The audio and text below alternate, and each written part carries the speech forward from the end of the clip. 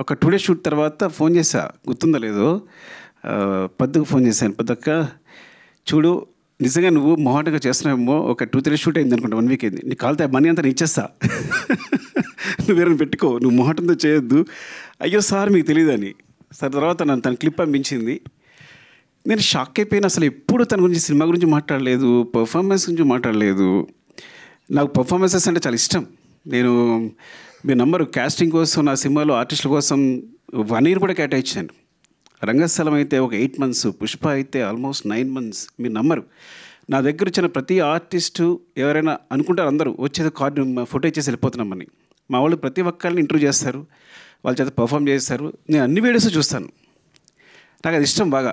ప్రతి ఒక్కరి వీడియోస్ చూస్తాను, నచ్చిన వాళ్ళని సెలెక్ట్ చేసుకుంటాను, మళ్ళీ అందులో 10 మంది పిక్ చేస్తాను, మళ్ళీ వాళ్ళని సెలెక్ట్ చేసుకుంటాను, అంత శ్రద్ధగా చూస్తాను.